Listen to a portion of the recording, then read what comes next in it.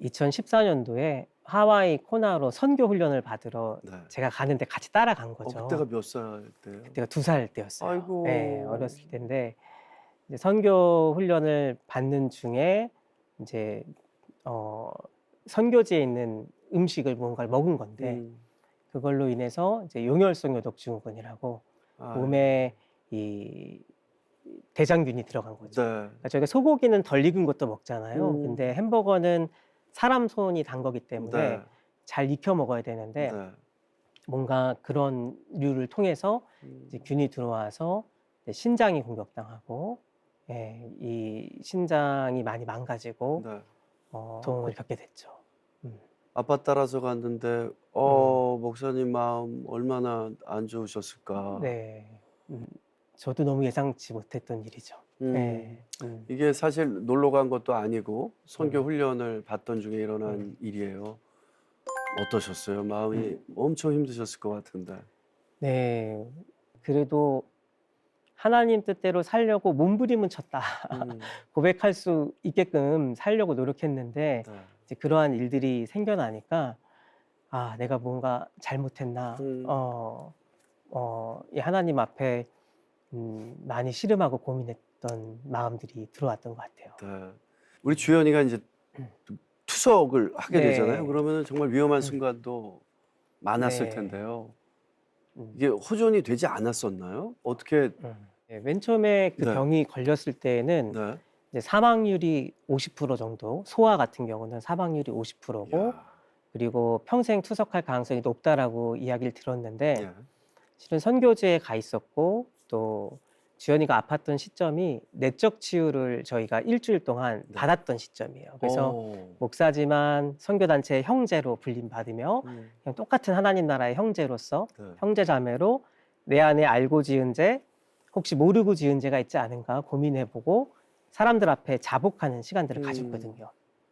그리고 회개하는 시간을 갖고 내적 치유가 끝나는 날 밤에 이제 네. 주연이가 아프기 시작한 거예요.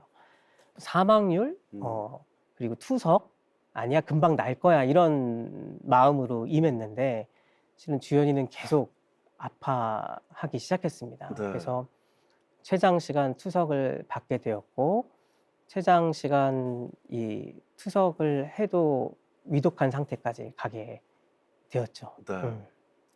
저희 믿음 생활 하는 사람 입장에서 질문을 한다면 네. 하나님이 왜 그런 시간을 주시는 걸까요? 하나님 안에서 실은 이 일을 겪으면서 느끼는 것은 네. 제가 생각했던 복에 대한 개념이 많이 바뀌었던 것 같아요. 복이요. 예. 네. 이 땅에서 잘 누리고 네. 또 평안하고 기쁨을 누리고 건강한 것도 복이지만 음. 예수님께서 말씀하시는 팔복에 보면 애통하는 자가 복이 있고 의에 줄이고 목마른 자가 복이 있고 네. 궁극적으로는 하나님께 가까이 가는 자가 복이 있다고 말씀해 주시는데 그거를 깨닫는 데는 오래 걸렸던 것 같아요. 예. 이전에도 목사였고 이전에도 설교를 했었는데 네.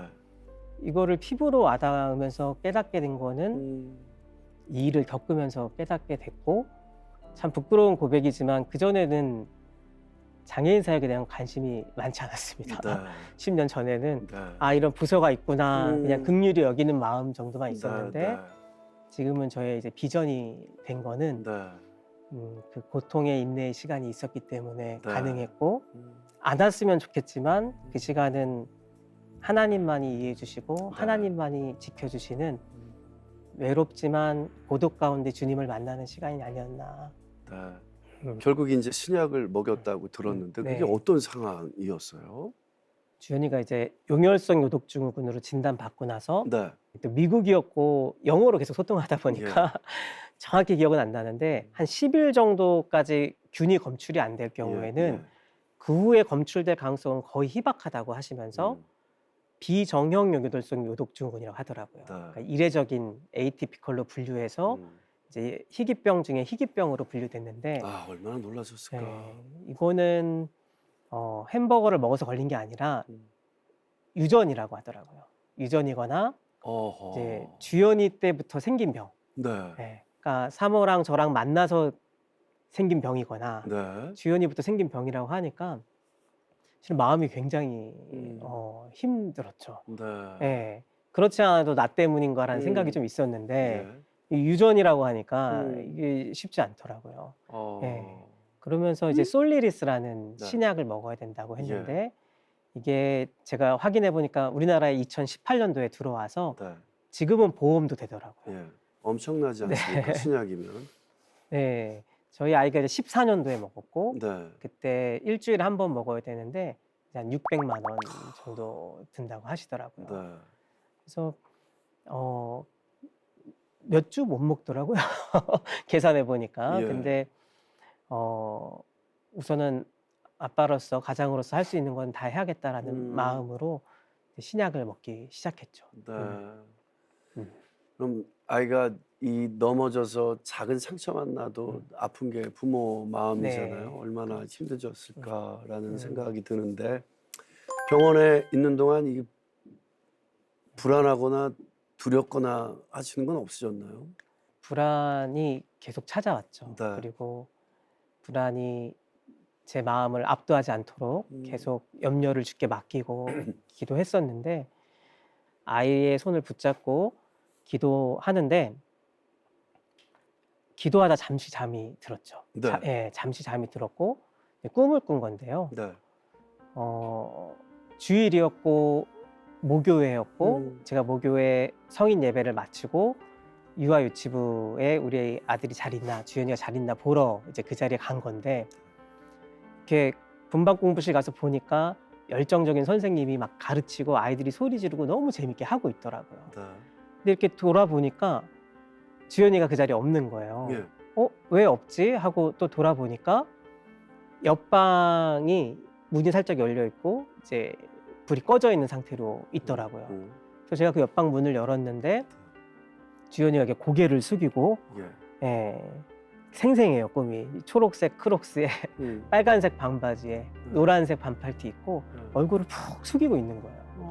그래서 제가 놀래가지고 주연이를 이렇게 조그마하니까 안아가지고 데리고 나와서 너 여기서 뭐해?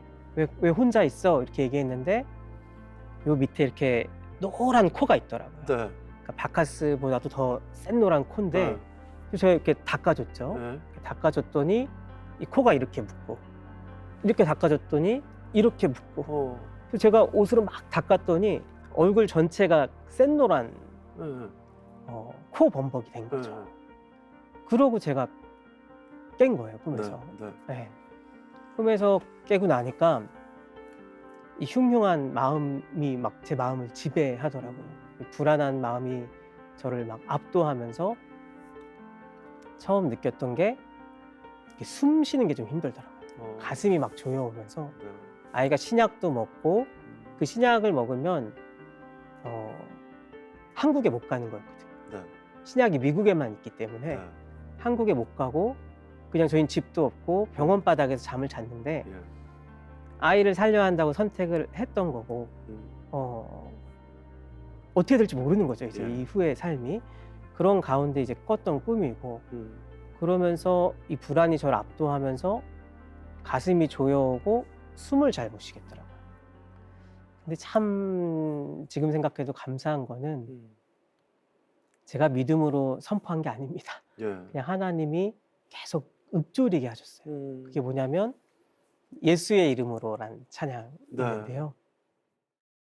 예수의 이름으로 나는 일어서리라. 주가 주신 능력으로 나는 일어서리라. 원수가 날 향해 와도 쓰러지지 않으리. 주가 주신 능력으로 주가 주신 능력으로 주가 주신 능력으로 일어서리. 이 찬양이 실은 목소리 밖으로 나간 건 아니었던 것 같아요. 네. 계속 읊조리듯이 거의 목소리가 안 나오는 상태로 불렀는데 이 찬양을 부를 때만 마음이 편해지더라고요. 숨이 쉬어진다고 할까요? 네. 그래서 거의 24시간 불렀던 것 같아요. 아. 24시간 부르고 잠깐 안 부르면 다시 흉흉한 생각들과 저를 지배하려는 불안한 마음들이 네. 저를 압도하는 걸 느끼니까 다시 찬양하고 다시 부르고. 근데 그러던 중에 저희가 있었던 선교단체가 이제 YM 예수전도단이었고 거기에 이제 로렌 커닝엄이 함께 있었던 음. 코나 베이스였는데요. 네. 그분 전담 통역사가 저희를 도와주려고 함께 와 있었어요. 네. 그래서 통역도 많이 해주고 음. 같이 기도해주고 이제 마음을 나눌 수 있는 교제를 했었는데 네. 그분이 저한테 갑자기 음. 이렇게 성재 형제 너무 큰 고통의 문제가 찾아오면 하나님이 가리우실 때가 있습니다. 이렇게 얘기하더라고요. 그래서 뜬금없지만 같이 점심 식사 중이었거든요. 네. 같이 기도할 수 있겠냐고 어. 물어보시더라고요. 그래서 뭐라도 해야 된다는 생각이 있었고 네. 또 하나님이 붙여주신 사람이라는 신뢰감도 있었기 때문에 알겠다고 고백하니까 잠시 눈을 감아보라고 하시더라고요.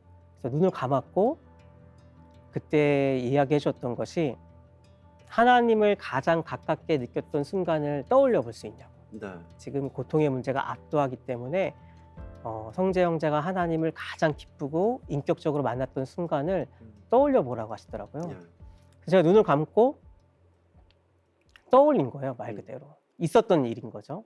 이제 그게 언제냐면 제가 청년 때 처음으로 조장할 때, 네. 예, 거기도 이제 역시 모교회였고요. 네. 모교회 지하 2층에서 조장 모임을 하는 시간이었고 저한테는 16명의 순원이 있었고 토요일 날마다 전화를 돌리고 오늘은 8명이 오기로 온 상태였는데 네. 본방 공부실에서 8명의 친구들을 기다리는데 아무도 안 오더라고요. 예. 그리고 간식 8명치 있고 성경 공부 준비하고 혼자 한 20-30분 앉아 있다가 지금이라면은 뭐 아싸 오늘 조별 모임 쉰다 뭐 이러면서 네. 옆조에 합조하거나 이렇게 편하게 임했을 텐데 처음 조장할 때다 보니까 네. 그게 되게 서럽고 막 마음이 복잡하더라고요. 네. 그래서 혼자 그 본방 공부실에 앉아 있다가 툭 나온 기도가 하나님 제가 좋으려고 조장한 거 아니잖아요. 네. 네, 실제로 네. 조장하고 싶지 않았는데 순종하는 마음을 했던 네, 거거든요. 약간 이제 원망투로 기도한 거죠. 예. 하나님 제가 좋자고 한 거 아니잖아요. 네. 이렇게 원망투로 기도를 내뱉었는데 하나님께서 원망으로 안 받아주시고 내가 슬퍼하는 자리에 함께 해줘서 고맙다로 받아주시더라고요. 그러면서 제가 이제 체험했던 것은 예수님이 제 눈물을 닦아주신 듯한 네. 그게 제가 이제 주님을 가장 가깝게 만났던 순간 중에 하나거든요. 그래서 그 꿈에서 계셨던 예수님을 기억한 거죠. 네. 기억했는데 그 다음에 이게 이제 뭐라고 표현해야 될지 고민을 많이 했는데 펼쳐진 것 같아요. 네. 보여졌다고 할까요? 네. 그 다음에 그 예수님이 그냥 전 눈 감고 그때 기억을 한 건데 그 다음에 예수님이 그 방을 나가시더라고요. 그래서 제가 따라 나갔는데 옆방으로 들어가셨는데 너무 놀라운 게 그 옆방이 제가 꿈꿔왔을 때 주연이가 홀로 있던 방이에요. 실제로. 모교회 지하 2층에 있는 성교관 지하 2층에 있는 방. 네. 그 방으로 들어가시더라고요.